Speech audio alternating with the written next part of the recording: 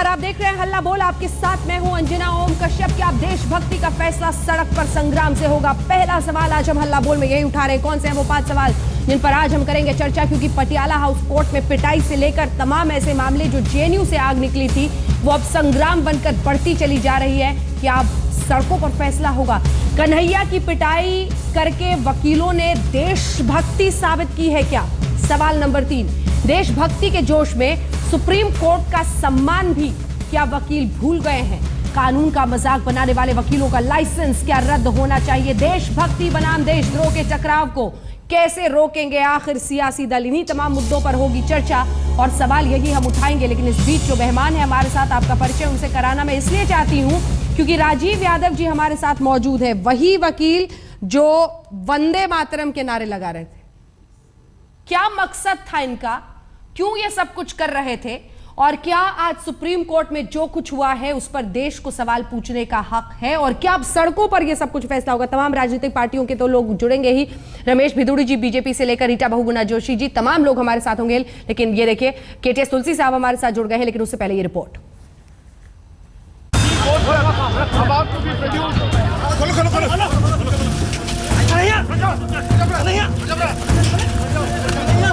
JNU की उस रात की नारेबाजी अब सड़कों पर प्रतिरोध की चिंगारी बनकर सुलग रही है। एक बार फिर से कन्हैया की पेशी के दौरान पटियाला हाउस में मारपीट शुरू हो गई। वकीलों ने दूसरे वकीलों को पीटा, पत्रकार पिटे, वकीलों के वेश में कन्हैया के पैरोकार पिटे। खुद कन्हैया पिटते पिटते बचा। किसी तरह से पुलिस ने अदालत में पेश किया, लेकिन हाथापाई हो ही गई। बातों से लड़ने वाले लात, जूते और लाठी लहरा रहे हैं। अदालत में जिरह करने वाले अदावत पर उतर आए हैं। एक खुद को देशभक्तों का ठेकेदार कहता है, दूसरा देश को गाली देने का जन्मसिद्ध अधिकार मानता है। इन दोनों की अपनी अपनी निष्ठा ने देश की नाक में दम कर रखा है। वो कोर्ट रूम के अंदर कह रहे हैं आजाद कश्मीर हमारा है, आजाद कश्मीर हमारा है, पाकिस्तान जिंदाबाद, हिंदुस्तान मुर्दाबाद बोल रहे हैं। हम कुछ ना बोले। आवाज उठाना सही है, मगर हिंसा का वो हिंसा कर रहे हैं। वो हमारी कोर्ट में घुस के हमें मार रहे हैं। हम उन्हें खदेड़े भी नहीं। ने मेरे को मारा ये बोल के कि ये पाकिस्तान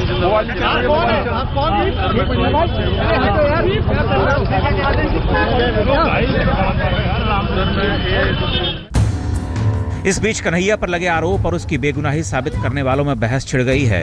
दिल्ली पुलिस कमिश्नर कहते हैं कि अभी जांच जारी है। कन्हैया के खिलाफ जुटाए गए सबूतों के आधार पर ही उसकी गिरफ्तारी हुई है। जहां तक सवाल है कन्हैया के खिलाफ हमारे पास पर्याप्त सबूत हैं और उसी के आधार पर उसको जो है गिरफ्तार किया गया है। एक तरफ जहां जेएनयू मामले को लेकर सियासत गर्म है, तो वहीं दूसरी तरफ दिल्ली पुलिस की भी जांच लगातार चल रही है। अब खुद पुलिस कमिश्नर ये कह रहे हैं कि जेएनयू मामले के पीछे बाहरी ताकतों का हाथ है। अजीब सी हालत है। जेएनयू में उस रात की नारेबाजी पर एक तबका आग उगल रहा है, उसके लिए कोर्ट के कायदे कानून ताक पर हैं। दूसरा तबका भी अपनी जिद पर अड़ा है। इन सब के बीच जेएनयू प्रशासन के हाथ पांव फूले हुए हैं। कुलपति ने राजनीतिक दलों से परिसर से बाहर रहने की अपील की है। Problems internally ourselves and we don't need any outside interference. सत्ता के पक्ष और विपक्ष एक दूसरे को उतारने में लगे हुए हैं। विरोधी कह रहे हैं कि सरकार जेएनयू को नियंत्रित करने में जुटी हुई है और सरकार कह रही है कि किसी भी संस्था में ऐसे तत्वों को बर्दाश्त करना मुमकिन नहीं है। पटियाला हाउस कोर्ट में हालात बेकाबू हुए तो सुप्रीम कोर्ट ने 5 वरिष्ठ वकीलों को वहां रवाना किया। दिल्ली पुलिस कमिश्नर को समन दिया गया और कुछ देर के लिए सुनवाई तक को रोकने के आदेश दे दिए गए। कन्हैया पर संग्राम छिड़ा है और उस रात को गला फाड़कर भारत के खिलाफ नारे लगाने वाले लापता हैं। उनकी गर्दन दबोचने के लिए पुलिस की टीम देश के अलग अलग सूबों की खाक छान रही है, लेकिन कोई सुराग हाथ नहीं लगा है। तंसीम हैदर के साथ बालकृष्ण, दिल्ली, आज तक। वंदे मातरम ने इसी देश की जमीन पर एक वक्त स्वतंत्रता सेनानियों को इकट्ठा किया था, एक साथ एकजुट किया था कि वो अंग्रेजों के खिलाफ हल्ला बोले। लेकिन यही वंदे मातरम आज कोर्ट परिसर में हंगामे का सबब बना। और सवाल यही कि क्या राष्ट्रभक्त और देशद्रोह सड़क पर संग्राम से तय होगा? आइए इस पूरी चर्चा की शुरुआत करते हैं। सबसे पहले आपका परिचय खास मेहमानों से करा दे। रमेश भिदुड़ी जी, सांसद लोकसभा के भारतीय जनता पार्टी से हमारे साथ जुड़ गई हैं प्रवक्ता कांग्रेस पार्टी की रीटा बहुगुणा जोशी जी हमारे साथ जुड़ गई हैं। केटीएस तुलसी साहब वरिष्ठ वकील सुप्रीम कोर्ट के हमारे साथ इस चर्चा में जुड़ गए हैं। राजीव यादव जी वही एडवोकेट सुप्रीम कोर्ट के जिन्होंने आज कोर्ट परिसर के अंदर वंदे मातरम के नारे लगाए, वो हमारे साथ हैं। प्रोफेसर अजय पट्टनायक कुछ देर में हमारे साथ जुड़ेंगे। सबसे पहले मैं राजीव यादव जी आपसे शुरुआत करना चाहती हूँ। हालांकि ये सवाल आपसे मेरे हिसाब से जज साहब ने भी जरूर पूछा होगा। वंदे मातरम कोर्ट परिसर में ये नारा लगाने के पीछे आपकी क्या सोच थी, क्या मकसद था? सोच मकसद दो अलग शब्द हैं। क्यों किया? एक्चुअली मेरी इंटेंशन कोई भी नारा लगाने की नहीं थी शुरुआत में। ठीक है।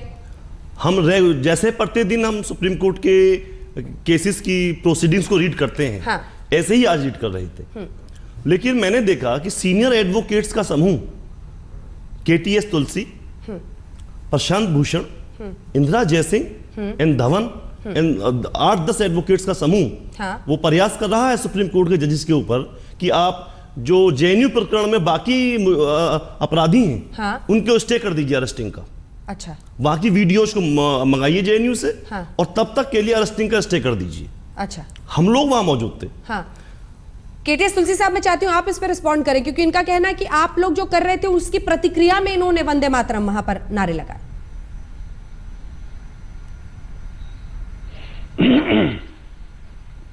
बिल्कुल गलत है। यादव जी ने सुप्रीम कोर्ट से माफी मांगी है कि मेरे से गलती हुई। अभी वो जस्टिफाई कर रहे हैं। ये दोनों विपरीत चीजें हैं। दूसरा, जब बहस शुरू हुई, किसी वकील ने यह नहीं कहा कि अरेस्ट किसी की स्टे की जाए। ये तो हमने पहले ही कह दिया था कि इसमें हमारी कोई जो मुकदमा है वो मुकदमा चलेगा। मुकदमे के बारे में हम कुछ नहीं कह रहे हैं।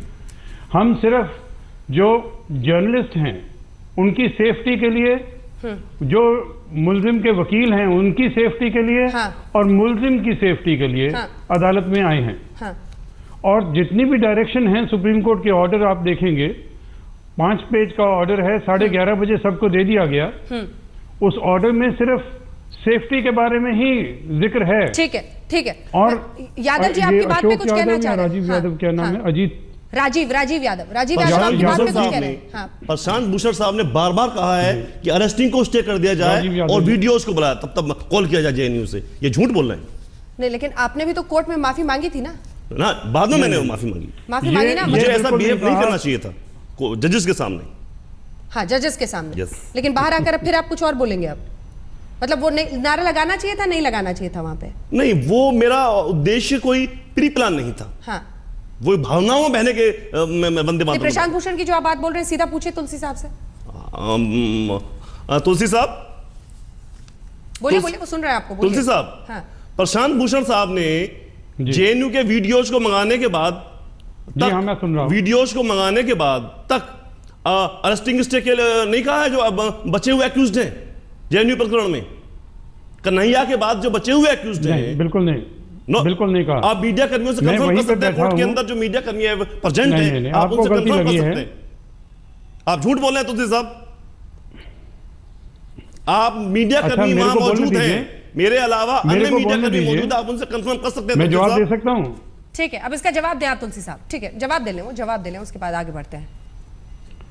मेरे को किसी से कंफर्म करने की जरूरत नहीं है। मैं आपको बताना चाहता हूं कि प्रशांत भूषण ने मेरे होते हुए सिर्फ ये कहा था कि जो सोमवार को पटियाला हाउस में हरकतें हुई हैं उनकी वीडियो मौजूद है और इसके बावजूद किसी को अरेस्ट नहीं किया गया, ये कहा था। ठीक है, आप बिल्कुल उसको मिस इंटरप्रेट कर रहे हैं। मैं यादव, जल्दी से आप अपनी बात बोल लीजिए। मैं यादव जी आपसे दूसरा सवाल पूछना चाह रही हूँ। ये जो पत्रकार मौजूद हैं कोर्ट के अंदर, परिसर के अंदर, आप उनसे कंफर्म कर सकते हैं। ठीक है, हम कंफर्म करेंगे। आप मेरी बात का जवाब दीजिए। फिर तो आप ये जो बाहर में कोर्ट के परिसर के बाहर भी हंगामा हो रहा है, इस सब को भी आप जस्टिफाइड मान रहे होंगे, सही मान रहे होंगे? यस। ये हंगामा सही है? यस। क्यों सही है ये? मैम, देश के गृह मंत्री का बयान है, हाँ, कि आईबी का इनपुट है, हाँ। लश्कर तौबा इस सारे हंगामे को ऑपरेट कर रहा है। हाँ। तो आप ये जो काला जैकेट पहनकर और सफेद शर्ट पहन के इस देश में कानून के हिफाजत के लिए जाते हैं, आप कहेंगे कि कानून को अपने हाथ में लो? आज दिल्ली पुलिस, सर जवाब दीजिए ना, हाँ या ना बोलिए, आप भाग क्यों रहे मेरे सवाल से? आपने जो ये ब्लैक जैकेट और सफेद शर्ट पहनी हुई है, Yes. कानून की हिफाजत करने के लिए आप पहुंचते हैं इस देश की अदालतों में, Yes. आप कहेंगे कि सड़कों पर हम कानून को अपने हाथ में लेंगे, हंगामा सही है? मैम हाँ ये या ना? हाँ या हंगामा ना? सही है मैडम, हंगामा सही है। Yes. आप तोड़ेंगे कानून को इस देश में? हम कानून नहीं तोड़ रहे, हम देश की रक्षा कर रहे हैं मैडम। हाथापाई आपको समझ नहीं आता है कि इस देश के कानून को तोड़ना है? आप कैसे फिजिकली किसी को कैसे पकड़ सकते हैं, किसी की कॉलर तक कैसे पहुंच सकते हैं आप? मैडम देश के कानून में ताकत ही नहीं है, एविडेंस नहीं होगा इनके फेवर में। ओह। इट्स द रियलिटी को। अच्छा, कानून इस देश में कमजोर है? यस, कानून कमजोर है। हाँ, तो इसलिए आप जाएंगे, आप पत्रकारों को, उसकी लेडी proceedings पत्रकार, में 10 साल लगते हैं। एक सेकंड, जब आप जस्टिफाई कर रहे हैं इस हिंसा को, तो आप कह रहे हैं कि यानी फिर हम जाएंगे, लेडी पत्रकारों को पकड़ेंगे, उनको हम रफ अप करेंगे, हमको जो करना होगा नहीं, करेंगे। पत्रकारों के लिए मैंने हंगामे- नहीं कहा है। क्यों? एंटी नेशनल एलिमेंट्स तो चेहरे पे लिखा होता है पत्रकार। नो एंटी नेशनल एलिमेंट्स के लिए क्या मैं बात कर बोल रहे हैं रहा सर? आप एंटी नेशनल कैसे किसी को बता सकते हैं? कैसे आप चेहरे से आंख में कौन सी दिक्कत होती है, चेहरे में, नाक में क्या है जिससे आप पकड़ लेते हैं कि ये देशद्रोही है, एंटी नेशनल है? देखिए, जो पर्सन जो एफआईआर में नेम्ड है वो एंटी नेशनल एलिमेंट है। इतने लोग जो वहां पहुंच रहे हैं सब एंटी नेशनल हैं? क्या बात कर रहे हैं सर आप? नहीं, सभी नहीं, आप जो सुप्रीम पत्रकार कोर्ट के लॉयर हैं सर? सब जो एफआईआर राजीव यादव जी, आप इस देश की सुप्रीम कोर्ट के लॉयर हैं। यस सर, मैं आपसे पूछना चाहती हूं कि कैसे आप पहचानते हैं कि ये देशभक्त है, ये देशद्रोही? जो एफआईआर में नेम्ड है वो देशद्रोही है। मतलब जो आप एफआईआर में नेम्ड आदमी को पकड़ के खोज खोज के उनको पीटे और वो हंगामा सही है, ये कह रहे हैं? अब आप सोचिए तो आप क्या कह रहे हैं?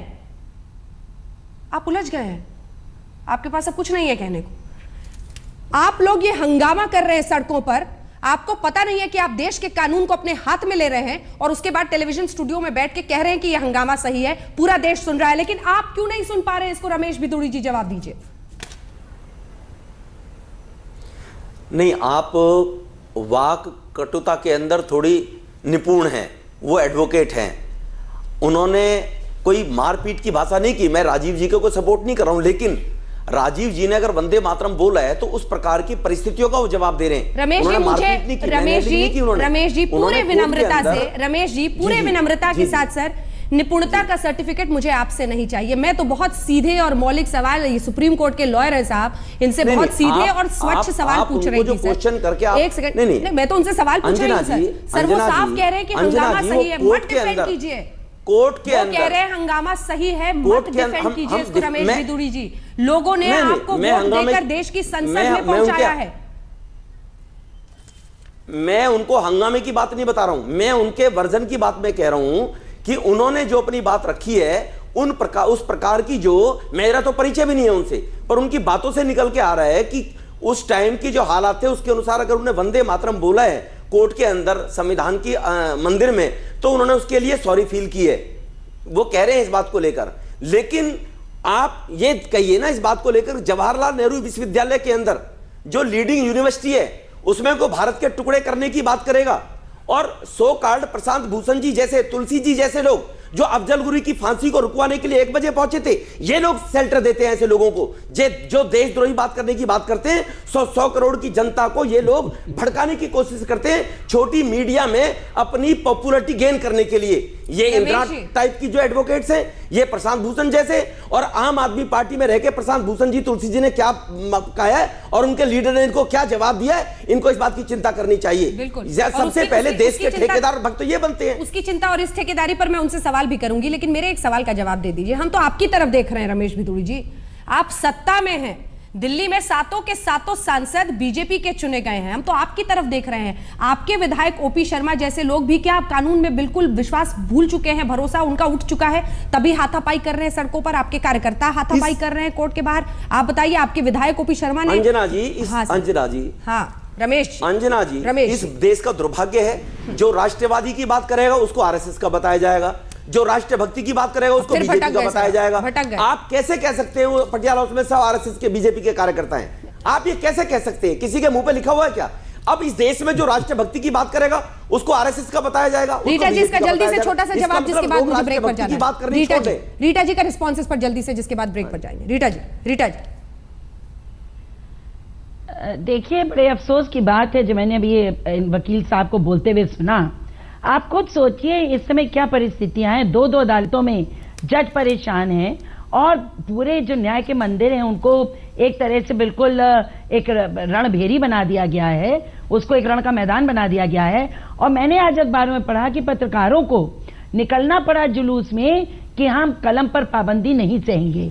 ये हमारे लोकतंत्र का चौथा स्तंभ है। कलम पर पाबंदी के लिए नहीं था रीटा जी, कलम पर पाबंदी के खिलाफ नहीं था रीटा जी, कलम पर पाबंदी के खिलाफ नहीं था वो कोर्ट परिसर में पत्रकारों पर जो हमला किया कथित रूप से, जिसमें कुछ बीजेपी के कार्यकर्ता भी थे और कई सारे वकील भी थे। वकील का लिबास जरूर था, लेकिन सवाल वही है कि क्या अब इस देश में देशभक्त कौन है, देशद्रोही कौन है, ये सड़कों पर तय होगा। वंदे मातरम ने देश की देशद्रोह पर सड़क संग्राम, तो दूसरी तरफ देशभक्ति का भी सर्टिफिकेट जो दिया जा रहा है। सवाल यही है, तस्वीरें देखिए अब जेएनयू से बाहर कैसे जादवपुर यूनिवर्सिटी में बीते दिन आपने देखा होगा शाम में देश के खिलाफ, कश्मीर की आज़ादी की बात, मणिपुर की आज़ादी के साथ देश विरोधी नारे लगाते हुए यहाँ पर दिखे थे। और अब कोलकाता में इसी बात पर जादवपुर यूनिवर्सिटी में ही छात्र आपस में भिड़ गए हैं। एक तरफ वंदे मातरम के नारे लग रहे हैं देश का तिरंगा लिए, दूसरी तरफ ये विरोध है उन छात्रों का जिन्होंने बीते दिन देश के खिलाफ नारेबाजी की थी। ये संग्राम सड़क तक तो पहुंच ही चुका है, लेकिन डिबेट हम स्टूडियो में कर रहे हैं। लौटते हैं देशद्रोह पर सड़क संग्राम, और यही संग्राम अब जेल के बाहर भी। जी हाँ, बड़ी खबर इस वक्त आ रही है जो आप देख रहे हैं, जिसमें बताया ये जा रहा है कि कन्हैया अपने सेल तक, लॉकअप तक नहीं जा सका है, क्योंकि वहां पर भी वकीलों ने, करीब 100 वकीलों ने उसे घेर लिया है। कन्हैया अपने लॉकअप तक नहीं जा रहा है, नहीं पहुंच पा रहा है, पुलिस इसे लेकर नहीं पहुंच रही है, क्योंकि वहां पर भी 100 वकीलों ने उसे घेर लिया है। अब सवाल यह है कि कोर्ट परिसर से लेकर जेल परिसर तक आखिर ये किस तरह का संग्राम चल रहा है। क्या वकीलों ने जिस तरह का व्यवहार वहां पर किया या फिर यहां किया, उसे सही ठहराया जा सकता है। दूसरी खबर जो है वो ये कि जादवपुर यूनिवर्सिटी में छात्रों में आपस में ही झड़पों की खबर आ रही है। हम तस्वीरें आपको दिखाते हैं कैसे छात्र आपस में भिड़ रहे हैं, जो पोस्टर्स हैं वो फाड़ रहे हैं। कोई दो जो गुट है उनके अलग अलग लोग पोस्टर्स को खींच रहे हैं, फाड़ रहे हैं। ये तो नारेबाजी आप देख रहे हैं जिसमें वंदे मातरम के नारे लगाए जा रहे थे। दूसरी तरफ वो तस्वीरें कुछ ही देर में हम आपको दिखाएंगे, ये वंदे मातरम के नारे लग रहे हैं। दूसरी तरफ आपने देखा बीते दिन कैसे देश विरोधी नारे वहां पर छात्रों ने लगाए थे, क्रिया प्रतिक्रिया, और उसी के साथ एक ऐसी भिड़ंत छिड़ती हुई दिख रही है देश के अलग अलग यूनिवर्सिटीज में। हमारे साथ इसी यूनिवर्सिटी, जादवपुर यूनिवर्सिटी से ही जूबी इस विषय पर जुड़ रही हैं, जिनसे हम चर्चा करेंगे। मैं अब अन्य मेहमानों के पास आने से पहले जूबी एक बार आपके पास आना चाहती हूँ। सवाल यह है कि जादवपुर यूनिवर्सिटी में जो ये जेएनयू के बाद एक अलग किस्म की जंग छिड़ गई है, और कन्हैया के विरोध के नारे से शुरू होता है, उसकी गिरफ्तारी के विरोध के नारे से, और बोलते बोलते फिर आप लोग देश के खिलाफ, कश्मीर के खिलाफ, मणिपुर की आजादी की बात करने लगते हैं। इसको कैसे देश स्वीकार करेगा? जूबी। हेलो, हाँ बोलिए, आपकी आवाज आ रही है, बोलिए। फिर से बोलिए, लास्ट बार क्या बोले आप? मेरा सवाल आपसे ये है कि आप हिंदुस्तान की जमीन पर रहकर देश के खिलाफ नारेबाजी कैसे कर सकते हैं? आप, कश्मीर अभिन्न अंग है इस देश का अभिन्न अंग है। आप उसकी आजादी की बात, मणिपुर की आजादी की बात, ऐसी बातें कैसे देश स्वीकार करेगा? देखिए, हम लोग कल जो स्लोगन दिए थे, कल हम लोग जो आवाज उठाए थे, कश्मीर के आजादी के पक्ष में स्लोगन उठाए थे। स्लोगन इसलिए उठाए थे क्योंकि जेएनयू में जो मूवमेंट चल रहा है, वो मूवमेंट शुरू ही हुआ था कश्मीर की आजादी के डिमांड से शुरू होकर। अब अभी कश्मीर में जैसा मूवमेंट चल रहा है, कश्मीर अगर हमारा देश का इतना इंटीग्रेटेड पार्ट है, तो कश्मीर में क्यों भारतीय सेना, भारत राष्ट्र वहां पे सेना भेजकर उन लोगों को कंटिन्यूअसली सप्रेस करके, उन लोगों का डेमोक्रेटिक राइट्स को छीन के भारत के मैप के साथ जुड़े हुए हैं। मेरे लिए जूबी, मैं इस बात का सम्मान करती हूं कि आप इस देश की हैं, इस देश की छात्र हैं, पढ़ाई करती हैं, लेकिन मुझे लगता है कि सच्चाई से आप बहुत दूर हैं। आपको पता नहीं है कि वहां पर एक चुनी हुई सरकार चलती है, 70% जम्मू कश्मीर की जनता जाकर वोट डालती है, वो अपने मुख्यमंत्री को स्वयं चुनती है, और दूर जादवपुर में बैठकर इस देश के खिलाफ आप इस तरह से बोलें और फिर उसको जस्टिफाई करें, ये अपने आप में कितना हास्यास्पद लगता है। क्योंकि सवाल ये है कि या तो आप इस देश के संविधान को, जो अलग से प्रोविजन जम्मू कश्मीर के लिए किया गया है, उसको आप समझती नहीं है, या फिर जानबूझकर आप ना समझ बनकर एक खास पार्टी की आइडियोलॉजी को आगे बढ़ाने के लिए इस देश तक को झोंकने की फिराक में है। देखिए, कश्मीर का आजादी का स्लोगन, कश्मीर का आजादी मेरा डिमांड नहीं है। कश्मीर का आदमी, लगाते हैं आप लोग? पीपल्स मांगता है आजादी। क्यों नारे लगाते हैं? देखिए आप मुझसे बात करते ही 2 बार तो पलट चुकी। पहले आप कह रही हैं मांगता है आजादी। कश्मीर, मैं बार बार यही बोलना चाह रही हूँ, कश्मीर का जनरल पीपल मांगता है आजादी। अगर फ्रीडम, इंडियन फ्रीडम के बाद अगर कश्मीर में जो रेफरेंडम होने वाला नहीं, मैं आपसे पूछती हूँ, भारत सरकार ने क्यों, मैं आपसे पूछती हूँ जूबी, मैं आपसे पूछती हूँ, क्या इस देश में सामाजिक और देशभक्ति की जिम्मेदारी सिर्फ उन सिपाहियों की है जो देश की सरहद पर बैठते हैं, या आपकी भी कोई जिम्मेदारी बनती है इस देश के प्रति? क्या आपको पता नहीं है? क्या आपको पता नहीं है? क्या आपको पता नहीं है? हमको बोलने दीजिए, आपको पता नहीं बोलने है? दीजिएगा तो मैं बोलूंगी। मैं आपसे आपकी आवाज सुनूंगी, लेकिन उससे पहले आप सवाल पूछ लीजिए। सवाल सुन लीजिए। सवाल यह है जूबी कि आप देश में हिफाजत से रह सके, मणिपुर से लेकर कश्मीर तक शांति बनी रहे, इसीलिए इस देश के हजारों लाखों सिपाही सरहद पर तैनात रहते हैं। आप उसका मजाक उड़ा रही हैं ऐसी बातें करके। शांति क्या आप ये बोलिए कि कश्मीर में, मणिपुर में शांति विराज करने के लिए arm force special power act आफ्पा आईन लागू करके हर एक दिन वहाँ पे खून होता है, हर एक दिन लड़कियों पे अत्याचार होता है, धर्षण होता है, वहाँ पे किडनैप होता है। क्या ये है एक शादी, एक इंडिपेंडेंट कंट्री का पिक्चर? जो भी मुझे लगता है आपकी बात सुन ली हमने, जो भी आपकी बात हमने सुन ली है। हम तस्वीरें दिखा रहे हैं आपको तस्वीरें दिखा रहे हैं बीती शाम की, जब आप भी सड़क पर निकलकर नारेबाजी कर रही थी। जो भी मेरा सीधा सवाल आपसे यह है कि आपने अपने लिए, अपने जीवन के लिए गलत मकसद चुना है, क्योंकि ये मकसद इस देश के खिलाफ है और ऐसी आवाजों के लिए जो देश के खिलाफ है जगह नहीं है। मतभेद हो सकते हैं, लेकिन आप इस देश की संप्रभुता और आजादी को चुनौती नहीं दे सकती हैं। ये अधिकार आपको इस देश का संविधान नहीं देता है। अन्य मेहमान हमारे पास है, अब उनका हम रुख करते हैं। सवाल यह है रीटा बहुगुणा जोशी जी कि जब आप जैसे लोग या फिर तमाम पार्टियां खुलकर इस आग में घी का काम करती हैं, तो फिर ऐसे देश विरोधी ताकतों को लगता है कि हमारा मनोबल बढ़ रहा है। इस देश में एक सरकार है जो बहुत प्रचंड बहुमत से आई है, और जब से ये सरकार है तभी से सब क्यों हो रहा है? क्यों पूरे हर देश के हर शहर में लड़ाई हो रही है? देखिए, इस समय ऐसे तत्व आगे आ गए हैं जो ना इस देश के संविधान को मानते हैं, ना इस देश के कानून को मानते हैं। जब वकील ये कहते हैं कि हमको अधिकार है पीटने का, और कौन सा वकील क्या जिरह करेगा ये तय करेंगे कि कौन वकील जज से क्या बोलेगा, और नहीं बोलेगा तो आप उसकी पिटाई करेंगे। आप अगर पत्रकार आप वहां पर कोर्ट में जाते हैं तो आप उनके साथ बदसलूकी करेंगे। आपके जो एबीवीपी के लड़के हैं वो पुलिस के साथ घुस घुस के एक हॉस्टल के कमरे में बताएंगे कि राजद्रोही है, ये राष्ट्रभक्त है, और यही लोग ये तय करेंगे कि हैदराबाद में कौन सी जात में रहेगी, ये तय करेंगे कि IIT मद्रास में, चेन्नई में पेरियार स्टडी सर्कल चलेगा कि नहीं। देखिए, षड्यंत्र है पूरे देश को बांट देने का, वैचारिक धरातल पर बांट देने का, इसको संप्रदाय के आधार पर बांट देने का खतरनाक खेल खेल रहा है संघ परिवार। इससे बचाने की जरूरत है। आपके नहीं, रीटा जी आपकी बात में समझ गई, मैं आपकी बात समझ गई। वैचारिक से पूछिए कि एक चवन जी, बस एक सेकंड, एक चवन एडवोकेट हैं जिनका हमने आज पढ़ा है, उन्होंने 2 दिन पहले से तैयारी शुरू करी थी। देशभक्तों इकट्ठे हो जाओ, कोर्ट में आओ, इन लोगों को आने, ये लोग प्री प्लान था कि आज हम पीटेंगे, मारेंगे। देखिए, इस तरह से वकीलों का काम, इनके खिलाफ केसेस रजिस्टर होने चाहिए, और पुलिस के जिन अधिकारियों ने अपनी ड्यूटी नहीं निभाई उनके खिलाफ भी कार्रवाई होनी चाहिए। चलिए, ठीक है, और मैं ये सवाल इनसे पूछूं, स्वच्छता को बचाइए। इस तरह की लड़ाइयां कराने से क्या लाभ मिल रहा है हमारे देश को? ठीक है, मैं ये सवाल आपका इनसे पूछूंगी, लेकिन उससे पहले मैं चाहती हूँ रमेश भिदोड़ी जी, जूबी जी से अगर आप कुछ बोलना चाहते हैं, पूछना चाहते हैं तो पूछ सकते हैं। भिदोड़ी साहब जो बोल रहे थे।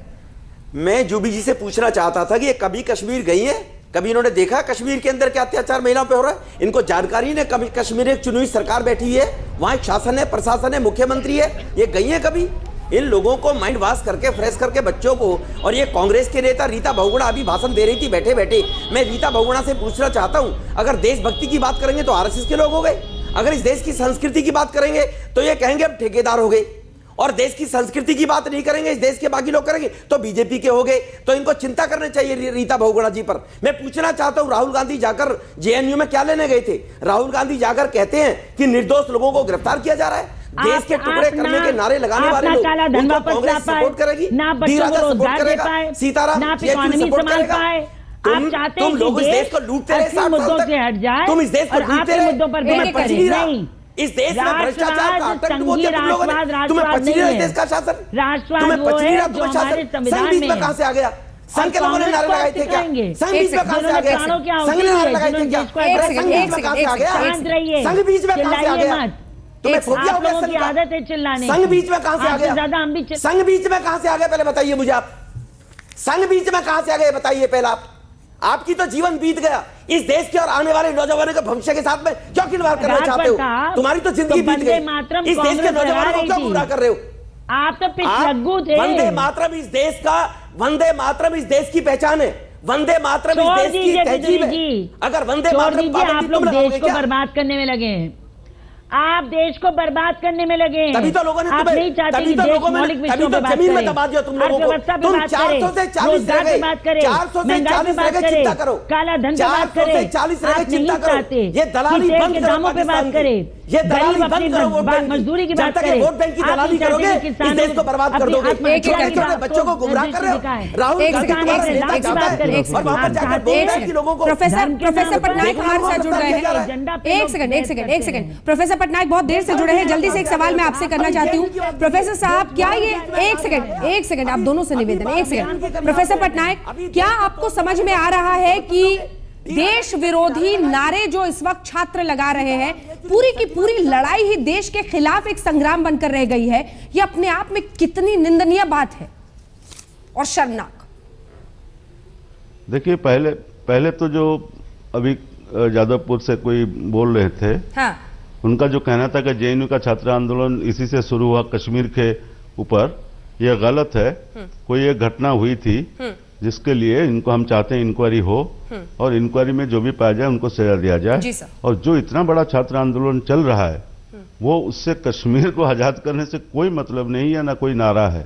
सारे स्टूडेंट्स टीचर्स जो आज इकट्ठे यहाँ लड़ रहे हैं, मकसद क्या है सर आंदोलन का? कोई सर एक लाइन में अगर मकसद बता दीजिए क्या है? मकसद ये है कि एक स्टूडेंट यूनियन का प्रेसिडेंट को आप इस तरह से पुलिस भेज के उठा के नहीं ले जा सकते बिना इंक्वायरी के। ठीक है। और उसके बाद उसको आप चाहते हैं कि कोर्ट के अंदर बोलने नहीं दिया जाए। ठीक है, वक्त हमें इतने की इजाजत देता है, लेकिन एक लाइन में एक यादव जी आपसे सवाल पूछना चाहती हूं। प्लान करके आप लोगों ने ये हंगामा किया है। आपको आभास है कि आपने जिस यूनिफॉर्म में पहन के ये सब कुछ किया है, कितना कानून को ही आपने अपने हाथ में लिया है और कितना देश विरोधी आप हो गए आज? बड़ा हम लोगों ने प्री प्लान कुछ नहीं किया है। ये महज एक आक्रोश था जो युवाओं का है। जेएनयू प्रकरण में जो एफआईआर हुई है, नहीं युवा तो नहीं है ना सर, आपकी तो उम्र काफी होगी, आप तो वरिष्ठ मैच्योर वकील हैं। तो आप तो आपकी कितनी उम्र है sir? 40।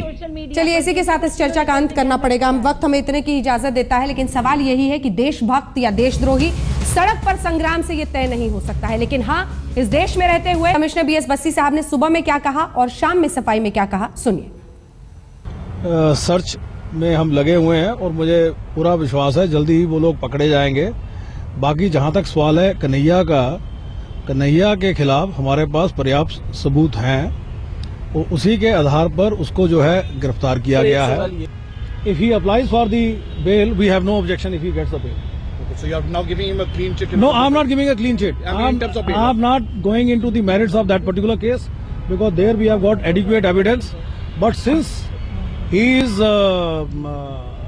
making an appeal, I personally feel a young person